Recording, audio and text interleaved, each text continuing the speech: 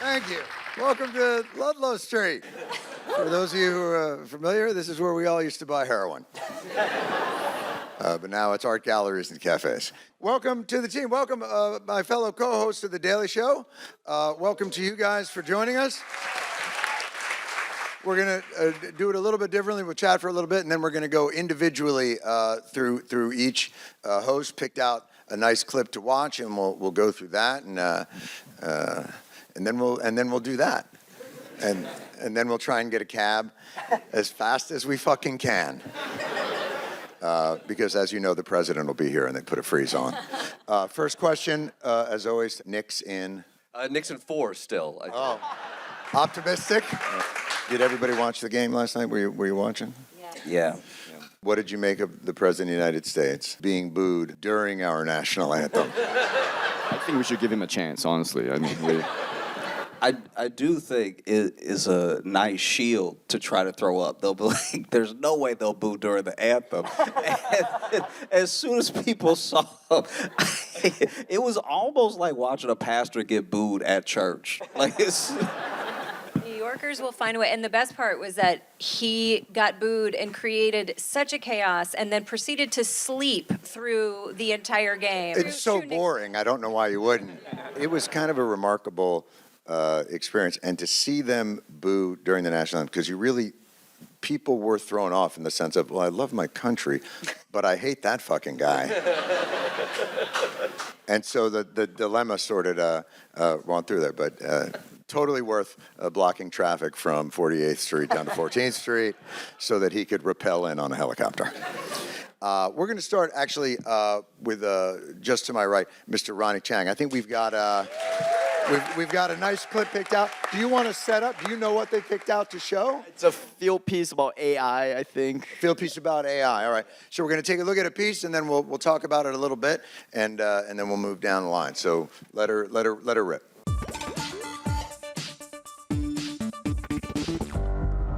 The male loneliness epidemic. It's like COVID for incels. Growing crisis nationwide, male loneliness. Experts say that men in particular really struggle with social isolation. 20% of single men now saying they don't have any close friends. But one tech genius has a solution. Like the printing press, the automobile, or the pacemaker, this new device might just change the world. So what is it? Oh, it's like a wearable AI friend. Sorry, wait. What? For the people that are like in a relationship with a computer, bringing it into the real world by making it like a physical AI necklace, it really like takes it to another level. Instead of this, how about you just go make a friend? But if that sounds too hard, tech whiz kid Avi Schiffman will sell you a friend. The AI necklace that listens to you through a microphone, then texts you whatever it's thinking. It's dank. I could eat one of these every day. Just one question. Why? AI companionship stuff will absolutely define Gen A. They'll say, oh, I'm talking to my friend. And they're not going to say, oh, I'm talking to my AI companion. Yeah, because that would be embarrassing. It's real for enough people. This one user named Micah lives in the middle of nowhere, and it's nice that he has someone to talk to. Are you guys friends now? You know, he's a good product feedback user, for sure. Wow. Is that what you call people around you? Just good product feedback users? I mean, sure. Everyone's a user, you know, ideally. So, Ronny, that piece seemed to physically hurt you. Watching it again, it does still. And I gotta say, that guy smells exactly how he looks. The remarkable thing, you don't see it in that part of the piece, but the blow of the piece is there's another guy. Oh, yeah. Yes, there's another guy who made an AI friend, and these two guys don't like each other. They invented the same tech, I guess. They had the same idea to somehow become friends with their AI pendants around their necks, but then they were enemies with each other because they felt they stole each other's ideas. It was the whole thing is the dumbest shit. So Ronny is underselling his diplomatic technique. You brought the two of them. Yes. Brought the two of them together. Yes, yeah, it was a real victory for the fucking Gen A incels. They became friends. Yeah, these guys, I mean, they wanted to, this guy, they want to be friends with their AI pendants and, right. You know.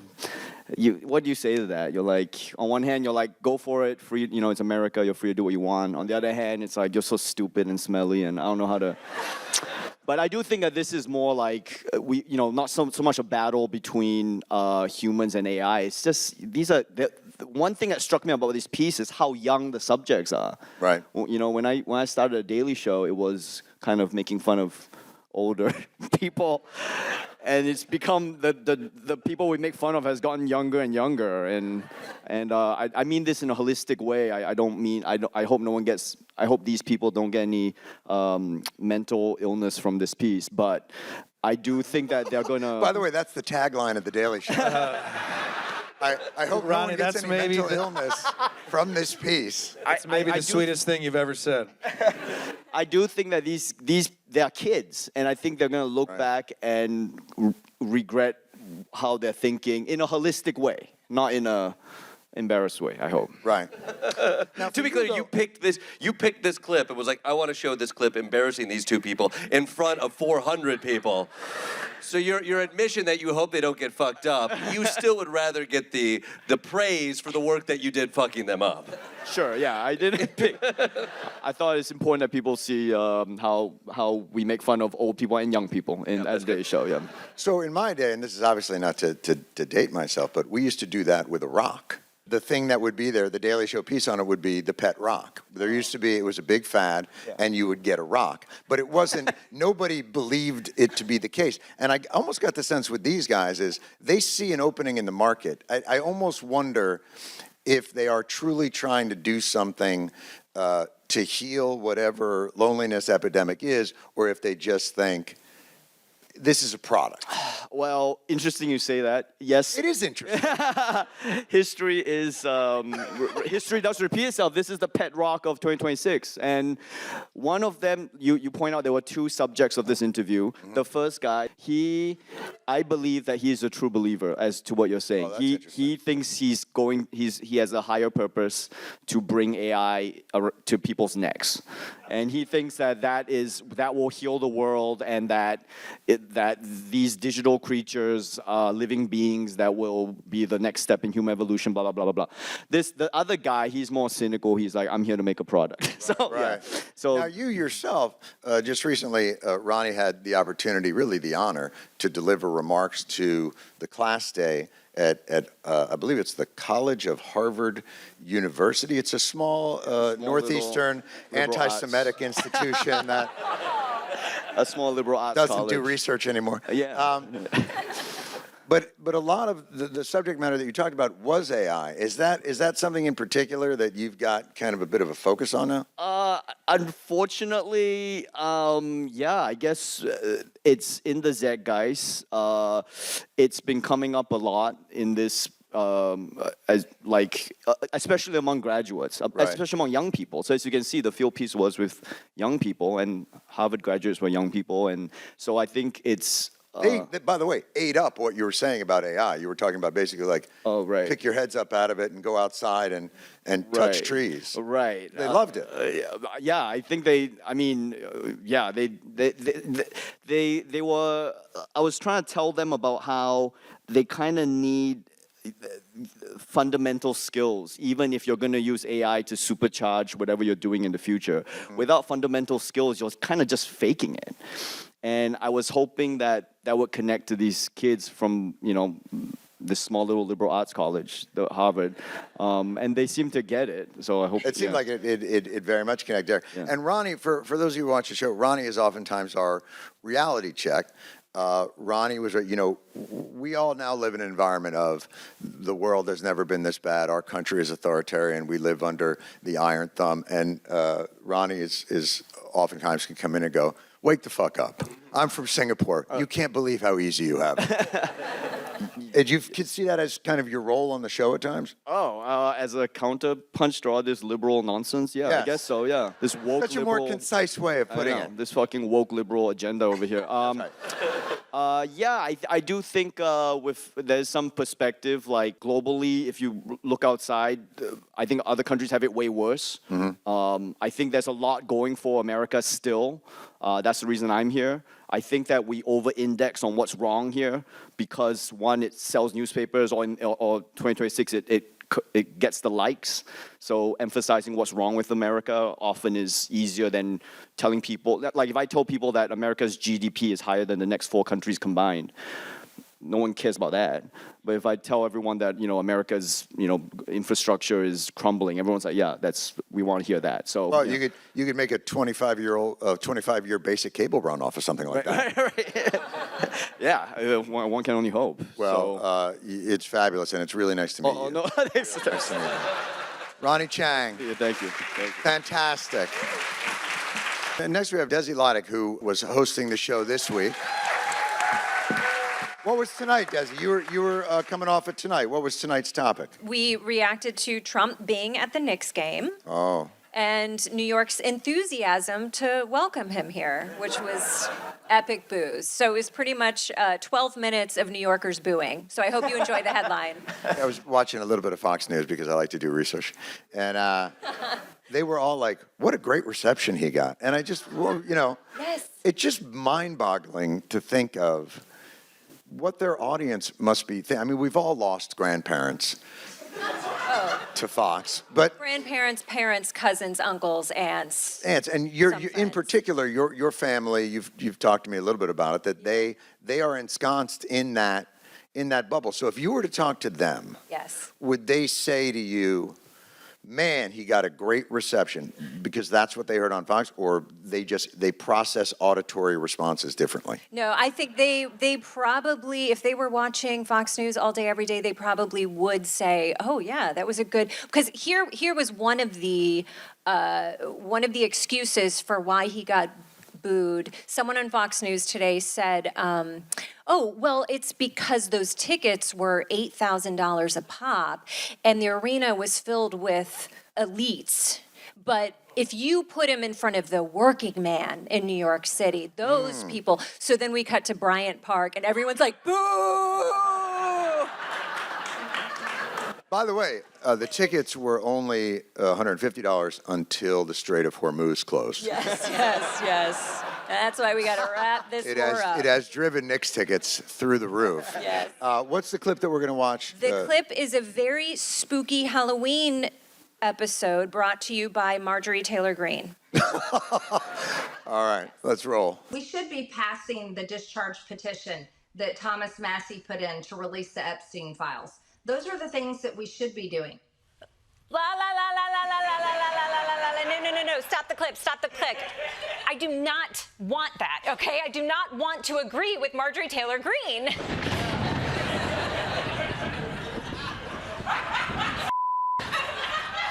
What the is going on? Is it cold in here? It just got cold in here. Okay, this is really starting to creep me out. What the hell am I saying? She's a Trump supporter. She doesn't really want the Epstein files released. Wait, is that the Daily Show landline? No one's called that since the 90s when I was born. Don't Google it. Hello? Hello? Release the Epstein files. Release the Epstein files. Release the Epstein files. Release the Epstein files. Oh my God. Okay, breathe, Desi, breathe. Get it together. Okay, it's probably just the wrong number. So what? Marjorie Taylor Greene has said a few reasonable things. That doesn't mean that we have the same feelings about the Republican Party. I'm beyond pissed off at my own party and the leadership in the House and the Senate that they are totally blowing it. Many times I hate my own party. I'm mad at Republicans. They never do what they promise they're going to do. I want to hold Republicans accountable. I want Republicans to do the job. I'm so angry at my own party, and I'm angry at all the men in leadership in the House and the Senate. And I'm like, you guys are weak and pathetic. Oh my God. MTG is roasting Republicans and her male coworkers? Where does she end and I begin? Did she also try to get a reservation by telling the hostess she's Dakota Fanning? No. Don't let her get in your head. I blame Republicans. They are literally slaves.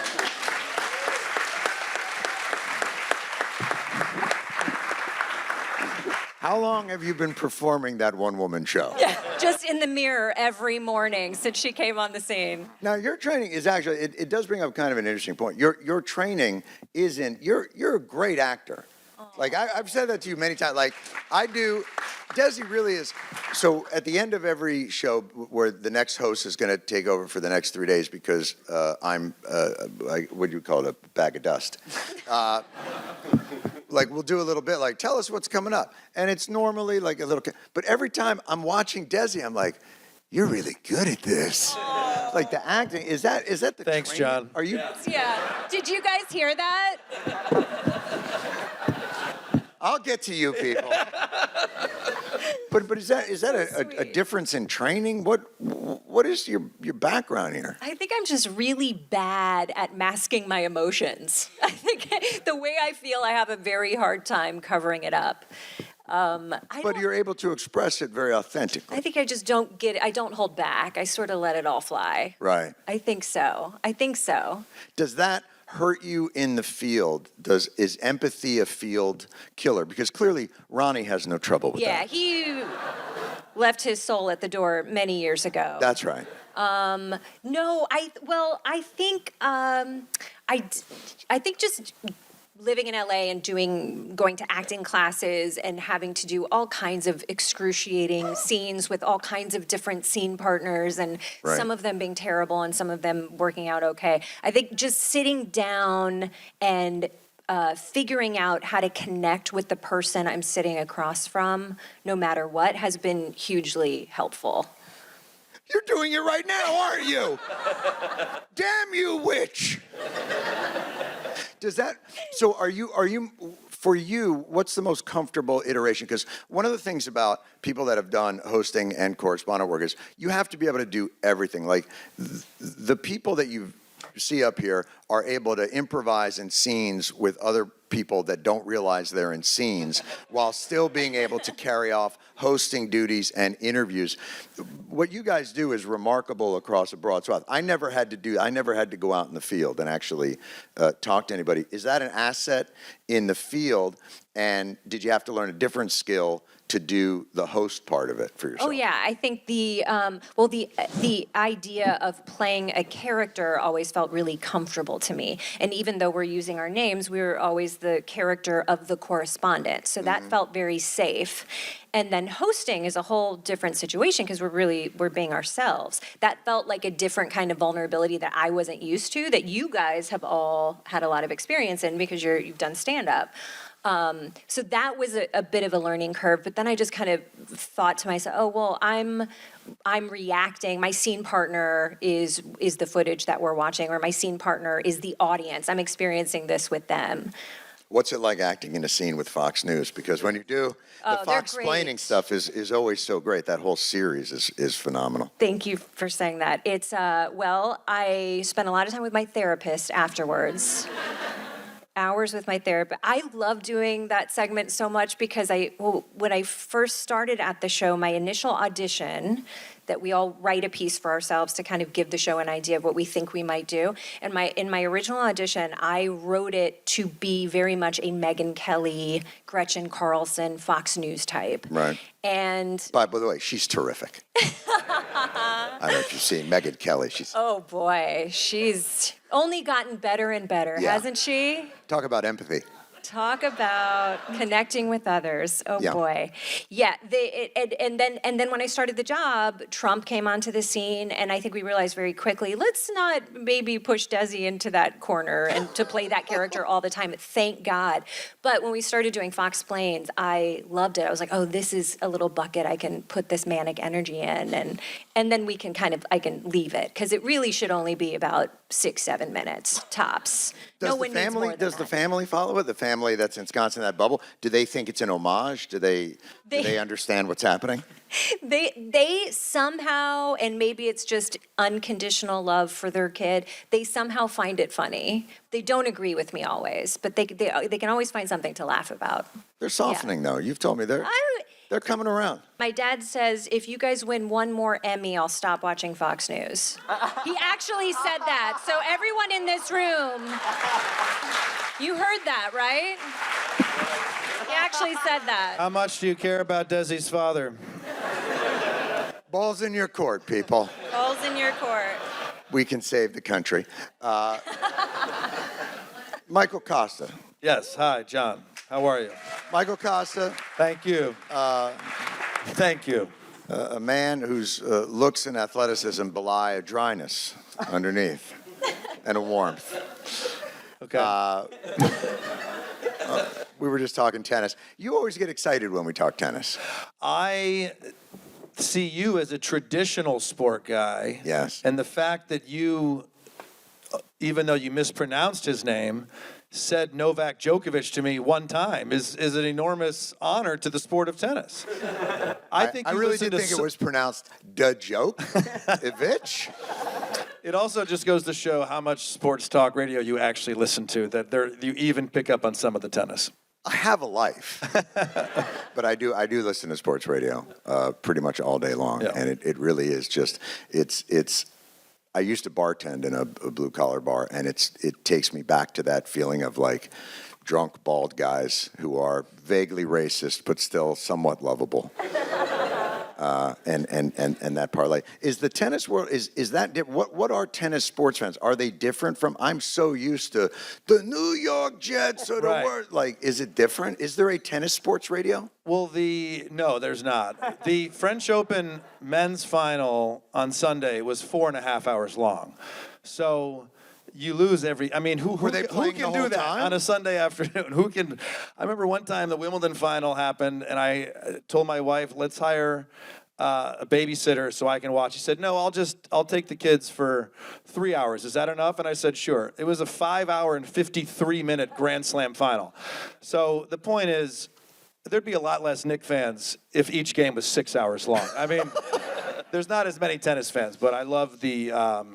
It's very global, and I love that. Right. I love that. What'd you pick out for the clip that we're? I just wanted to show Ronnie's clip again. It's a great one. It's a great one. This is the Super Bowl halftime alternative halftime show. Boom. Clip, and I hope you enjoy it because I enjoyed doing it. All right. Here we go. Tune out the woke nonsense that the NFL is promoting during the halftime show. Then tune in to Turning Point USA's All-American Halftime Show. Their lineup just dropped, friends, and it's fire. Now this Sunday, Patriots like Kid Rock, Brantley Gilbert, Lee Brice, and Gabby Barrett are performing right when halftime starts for the NFL. Woo! Huh? Man, that is a real who's who of who? We've got Gabby Barrett, Brantley Gilbert, Garby Billett, Billy Garbett, Breeley Grabbers, Bobby Glaber, Gaggy Bobbles, Barnacle Gasperty, Babette Gingletree, Hologram Hulk Hogan, Gregory Banklebob, Kid Rock, and Kid Rock's father, Adult Rock. So yeah, it's great. This is great. Get him. Get him, John. John, you say after every morning meeting, let's get the bastards. Well, that clip makes me feel like we got them. Certainly you got Barney Giggletree. I don't even know how you got through that without just losing your mind, with just enjoying the line. There was some rewrites, because the original names I did mess up. But that, as you all know, that was one of those jokes that happened in the morning meeting at 10 a.m. that withstood the test of the day. Because, you know, all the Survivor, like you're saying, sometimes these jokes in the morning meeting happen and everybody laughs, and then 7 hours later you're doing the show and you're like, what the fuck happened to that hilarious joke that we had? That one made it all the way through the day, and I'm so thankful it did. Yeah, there's always a mantra in the morning meeting where somebody says something under their breath and everyone in the left corner laughs, and you just turn and go, write it down! Yeah. Now, it brings up, though, you know, a lot of the stuff that you do on the show, there's the stuff in the field, and then there's the day of stuff. But you made a nice niche on these sorts of refillables, like different segments about business or about sports or that kind of thing, that are a little bit more planning? Is it a different process than what you're doing on the daily stuff? Kosta doing business is one of those refillables that is wwonderful to do. I get to play this coked out financial guru. He gets to play. I love that all of these financial experts tell us what to do with our money, and we have no idea if they even have any money. I mean, they should show us their savings account on the lower right-hand corner as they are talking to us about what to do with our money. The process is pretty much the same. I mean, excellent scripts to begin with, usually excellent clips. I always feel bad when I do Kosta Doing Business for the host at the desk that they have to just sit there and watch me be an asshole from 10 feet away. But it's really fun to do. And it's, like you said, we are trying to get the bastards. I don't know if we're ever going to get them, but I think the Daily Show. Give it time. Yeah. The pursuit of the bastard, that is what this is. Do you find you can write that down if anyone wants to? Feel free. Do you work with, now, will you grab a couple of the same writers for each one? Matt O'Brien is one of the writers who writes that a lot. Yes, there's Scott Sherman, one excellent writer on Kosta Doing Business. We also mix it up, so we have different people. Different voices. And, we are, I'm sure you all, if you had the opportunity, would have said it, but it's amazing that it's gotten to me, that I'm the one now saying it. We have amazing writers who put very, very funny jokes on the page, and we're thankful for them, unless they strike.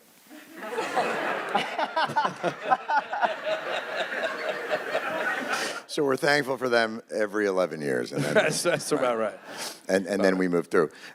When you're out, has your sports background affected, is stand-up comedy and performing on the show, is that the closest thing to kind of athletic competition that you have found that lights up, that gives you the dopamine hit? I think so. Yeah. I think so. You have a performance time.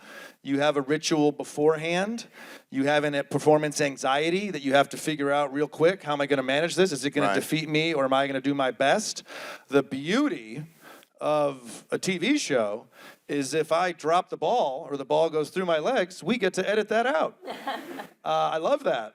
I love that. Because in tennis, if I double fall, I wouldn't be like, hey, can we just cut that one out? Right. And I'll start over. So I ask you a question. You played college soccer, John Stewart. I was enormously successful. And did you feel that way about stand-up comedy or comedy in general? I felt like soccer was, for a long time, back when I was an athlete, athletes were my size. Like it was, like you could actually believe, I could play for the Mets. Like the shortstop on the Mets was 5'6", he was 145 pounds, and he hit 180, and everybody's like, he's great. Bud Harrelson. So you thought, I could do that, and I played all through college, college soccer, William & Mary. Division I. It was not the soccer you see today. Back then, we could still use our hands. Right. So it wasn't the same skill, but it was that sense of something to defeat, something to attack and defeat. And I'd had regular jobs. Did you work regular jobs other than that? Because I'd been fired from all of those. Right. Because they don't want you to go in there thinking you will defeat them. No. My dad used to own a travel agency where he would issue paper airline tickets, and one of the services that his business provided was his son Michael would drive those tickets to your house. I delivered paper airline tickets to people, and I crashed his car, and I got fired. So my own father fired me from the job he created for me. Incredible.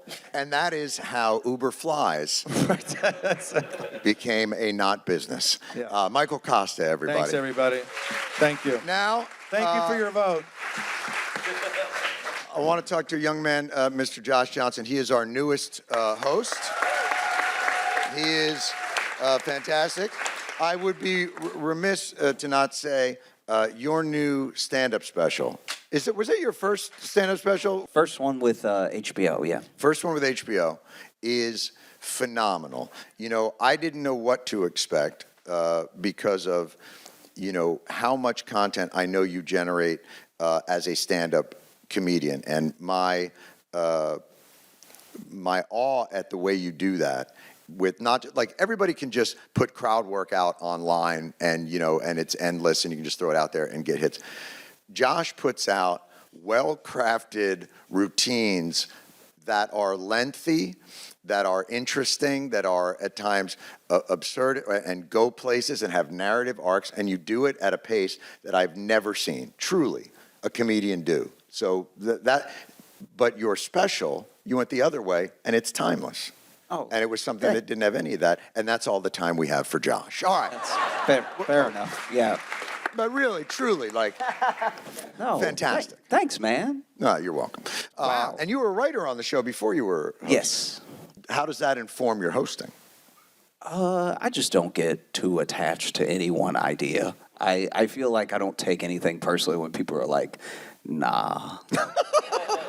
Because I think when you are writing, you can get really attached to your ideas because obviously you believe in the thing that you wrote, and you should, but sometimes what you wrote versus what serves the greater purpose is just not in alignment, and that's why one of the reasons why I write so much in general is because you get to the good stuff faster and everything, and so I think that it helped me when I'm hosting to also, when I'm writing with a writer or when I'm in the morning meeting, it's like just because I'm hosting doesn't mean there won't be a nah in there.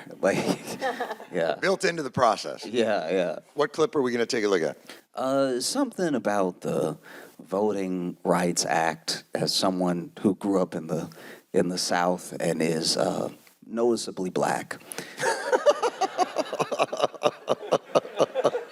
All right, that should have been my intro. Let's take a look. I think after 160 years after the Civil War, it's time that we didn't have a race-based reason for doing things. In 2026 in the United States, the reasons to use race for line drawing deliberately that occurred to remedy discrimination in the South 50 years ago no longer exist in America. Racism's over. Oh boy, I can finally use my real voice.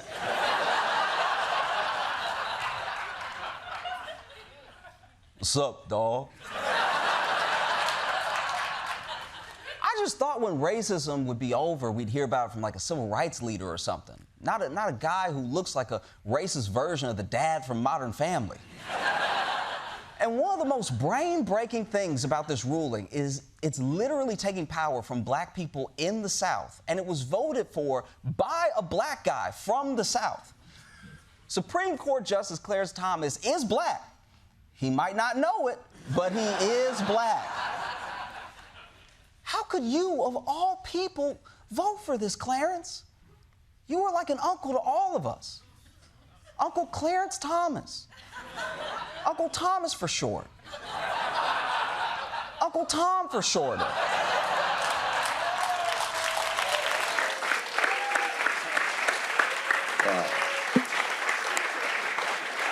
Nice. Thanks. Thanks, man. Well done. How important is it for you? Because I know, there's always the pop culture stuff that you do all the time, but I know that underneath it all, you've got a real idea about what you want to say and how you want to say it. Do you try and bring that in? Do you come in with those ideas? Yeah, as best as I can. I think that there is some real irony in how Clarence Thomas specifically approaches an understanding of the law and understanding of discrimination as someone who was this affirmative action recipient. But he pulls the ladder up behind him, and I think it's for a sort of acceptance of the people that he has around him in his circle, that if he does enough to correct this sort of perceived wrong, it will make up for something he can't take back, which is that it's exactly what helped him along the way. I also think that there's a story that America tells itself about itself, and that's in spite of everyone, no matter who you are, whatever the life you have or the identity you have or anything like that, in spite of what people are actually saying America does, America as a whole usually goes, is there something, do you hear a buzzing or something like that? And I think that it's the same way I try to look at all the things America does through the lens of people who are the most vulnerable and who are more likely to become vulnerable again. It's the same way like when I'm traveling, and sometimes you'll travel and you'll ask someone how a place is. Like you're going to Portland and you're like, what's Portland like? Is Portland like fun? And people always end up asking people with money. And it's like, of course it's gonna be dope for them. They have money. Ask a broke person if Portland is fun. Because if they say yes, then Portland must be dope. You know, and so I think that when it comes to headlines like this, you know, I was really like passionate about getting it right and having the right day. Like we even, if I remember correctly, pushed it a day and covered something else so that way I could, one, think about it a little bit longer, we could let it develop a little bit more, and then I think sometimes you and the writers have the benefit of getting a second crack at something, which sometimes you just don't get if it's news of the day that we have to cover today. Right. But when you can approach the thing all over again with some fresh eyes, like we had a little bit of the piece written, and I was like, let's just like hold it, and then it ended up being a great headline the next day. Right. And you always know that in America, racism is not topical. It is an evergreen that you can always come back to and do that. And it also brings up, and Josh is right, you know, we always talk about on the show, we've got these great writers, and we've got great producers, and Jen Flan's our executive producers here. And also I want to shout out Grace Kuhlenschmidt and Troy Iwata are here, who are fabulous correspondents. What up? And do, and ultimately bear the brunt of the entire costume department's character clothes that they make them put on all the time. But also we have a team of actual researchers, actual people who, when we say things, come into the room and go, yeah, that's wrong. And they will correct us, and they will bring us, or you will say to them, can you find us a broader basis for what we're talking about now with voting in the South or with different things? And they're an incredibly, I wish that news organizations had people that also did that. I mean, they used to. Did we hire them?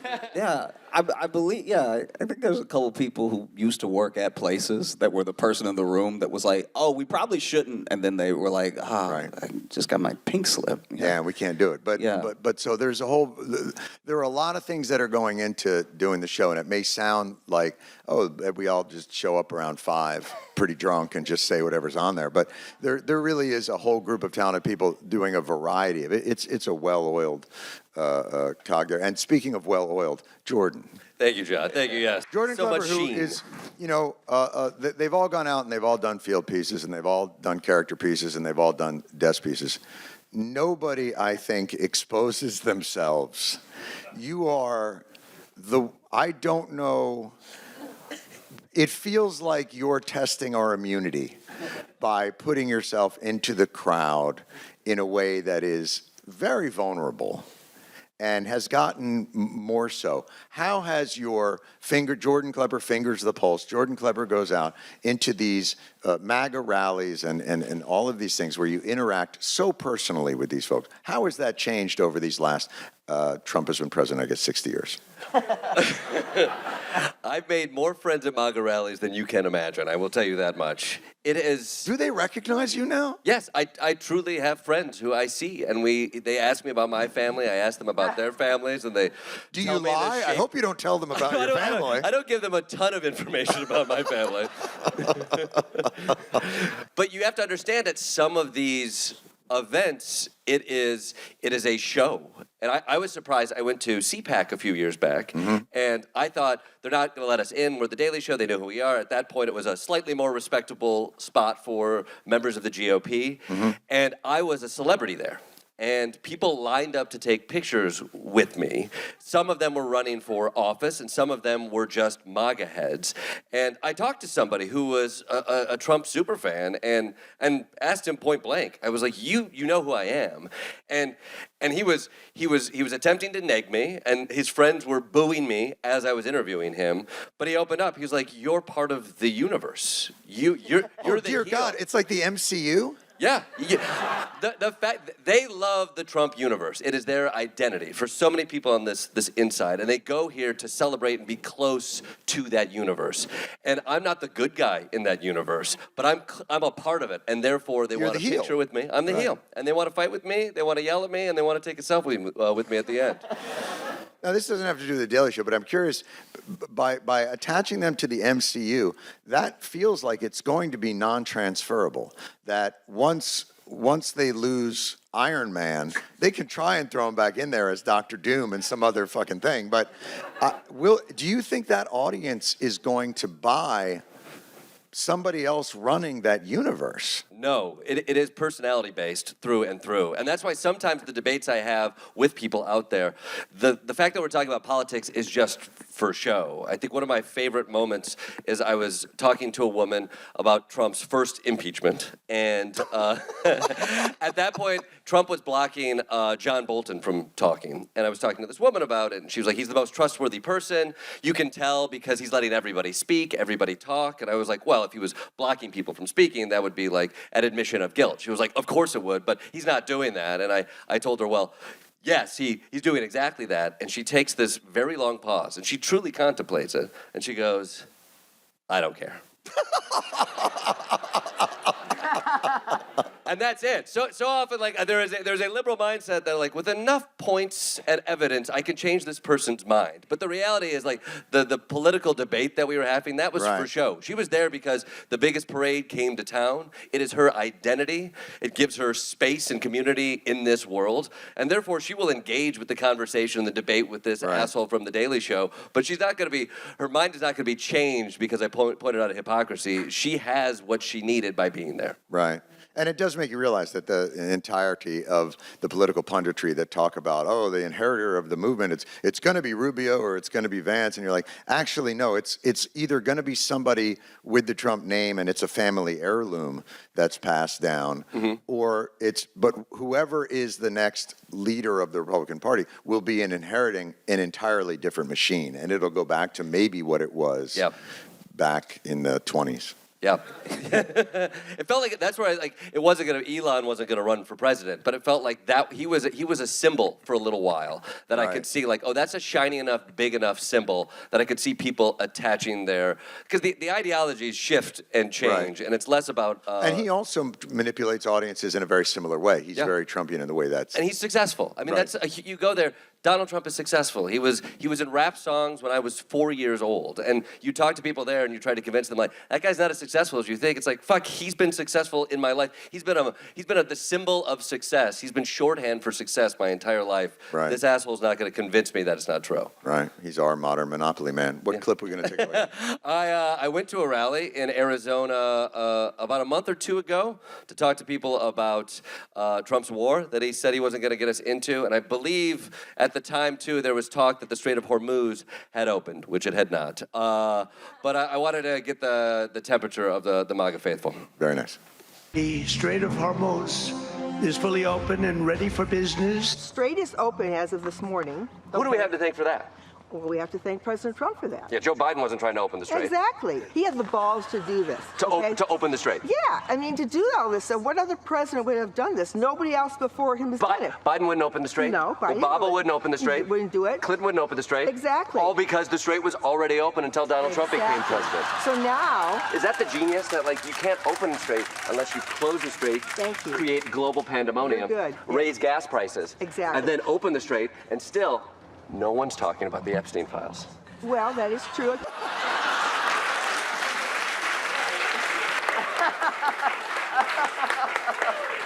What I always love about what Jordan does is it always feels like wherever he flies into, he's just like, is there a Starbucks near here? And then he just lines up a bunch of caffeine and then goes out there and runs those people into walls. Oh, yeah. Like that, it just feels like you just lead them into walls. We're dancing out there, man. I gotta tell you, I get to improvise scenes with people who don't know they're improvising scenes with me, and but I have to say, like, you're vibing there. Like the two of you are dancing. That is call it a trick or what have you, that's the thing. I think if you go in there like a traditional news outlet and I am going to statically ask you a question, you're going to get a static answer back. My goal there, my goal is to gain their confidence, to make them feel comfortable and talk to me like they talk to their best friend at a bar. And you do that by body language, by saying yes to their ideas, by making them feel comfortable, and then you can show how easy it is to take people wherever you want to go. But you're also incredibly present. Like, the reason why I don't view it as a trick is I feel like you're present. You're taking what they're giving you. You're not driving them necessarily. You're present in that conversation, knowing, I don't think you have a predetermined avenue. Whatever they give you, you're going to make into something. It's a wonderful thing to watch. It's a testament. I get credit for being out there and getting to say a funny thing with people, but there's a team behind it. Like before that piece, I sit in a room with a couple writers, producer Ian Berger, and we chat about what's in the news. We think of it like debate prep. We talk about everything that's happening, where there might be hypocrisy, what issues of the day, what might be funny about it, what people might talk about. Like there's a discussion, a big discussion about it all. So we have like areas where we understand there might be humor or something at least compelling and interesting. And then the job of going out there is to forget all of it. And it is true. Like, you learned this really early on at The Daily Show. Like, I remember doing some early pieces, and like, you'd have funny things that you thought of back in New York that you try to say in the middle of America, and it just doesn't ring true because you're placing a joke on somebody who didn't give you the space for it. Right. And so you didn't get the premise, but you had the punchline. I think when you go out there and you're like, I've had conversations. I think I understand the holes in these arguments, or at least, very least, I'm just curious about how the hell you thought through this. And at the best moment, because we are in these funny little bubbles, like a lot of the people I talk to believe something that they haven't stress tested, that nobody in their inner circle has challenged them on. And their algorithm tells them, you're doing good. And then I can come in there and be like, let's talk about this. And you see those moments where they are thinking through that for the first time. Do you also see that when you're out there, and maybe this is a question for all you guys when you're out there, are you seeing, so much of The Daily Show from 1999, when I first joined there, until now, is also a product of how technology has changed. In the early days of The Daily Show, we would edit. First of all, we didn't have TiVos. It sounds ridiculous to say, but it wasn't invented. Like, we couldn't record different news channels, so we would get what was called the Associated Press feed. We would get it, and you would get 3 stories. And what was the show? It was whatever was on the AP feed. So it'd be 2 political stories, and then there'd be like a human interest from the Philippines, and that'd be the show. And you could do 8 roles in the show because you also had to edit it in the online room. In the old days, when you edited something, if you fucked it up 4 clips in, you had to go back to the top and start again. We didn't have Avid technology. So Avids and TiVos, DVRs and all those things utterly changed the way we did the show. We were now able to be proactive and do a show about what we thought was interesting as opposed to there. Well, now we're in an algorithmic world where the incentives of the entire system have changed. And are you seeing a difference in the way that it's shaping people's political views? Because I've seen how the Avid and the TiVo and the rise of 24 hours has social media and the algorithm been a deciding factor on what you're seeing out there? 100%. I mean, I'm seeing the effects of that propaganda and how far it goes. I'm seeing grandmas in the middle of Wisconsin who their hobby is cracking conspiracies because it's being fed to them and it's fun. I think that's another thing that gets washed over. It's a very fun thing for people to become sleuths on the internet and find that. What becomes worrisome to me in the conversations that I have and in talking to people is that everything is a performance of a more certain point of view that they maybe don't hold. Like when I talk to somebody, because there's a camera there and a microphone there, like they might have uncertainty about something that Donald Trump did, but they know that doesn't play here. So they become more certain, more extreme. And I think that's reflected in like the way they post on Facebook. Like you can't be inactive on Facebook. You have to publish on Facebook. You have to be a part of the conversation. Right. You have to be or your audience will desert you. They will desert you. And so I see like microcosms of the larger flaw in the entertainment algorithm in each little person. Like that poor granny just wants to talk to her friend down the street who has a Facebook group posting pictures of her granddaughter. And the only way to get on Facebook is to be a publisher of ideas so that you can see those pictures. And I think that's where I'm constantly... I'm not getting to meet those real people. I'm getting to meet those real people performing a more certain version of themselves. Right. I did a field piece in Minneapolis where Fox News lost the $770 million broken voting machines lawsuit. Remember? Yeah, because Fox News kept saying that the election was stolen. So kudos to the research team. Kudos to Stacey Angeles, who directed this piece. But we found the woman in Minneapolis who emailed Fox that night and said, look at the voting machines. And Fox gets the email and then just blurts it on TV. The $770 million lawsuit, they lose. We go and sit with her, and, you know, how do I say this kindly? It's not exactly like she seemed like she really knew a lot about the voting machines. You know what I mean? She was mad, and she had her computer open, and she emailed Fox, and Fox immediately broadcast it, and it's just insane. I mean, it's like exactly what Jordan's saying. She wanted to be a contributor, and also Fox liked the information, so they ran with it, and they lost $1 billion because of it. It blurs the line between who's zooming who. You know, they're taking these things. But you brought up an interesting word, and I think it's certainty.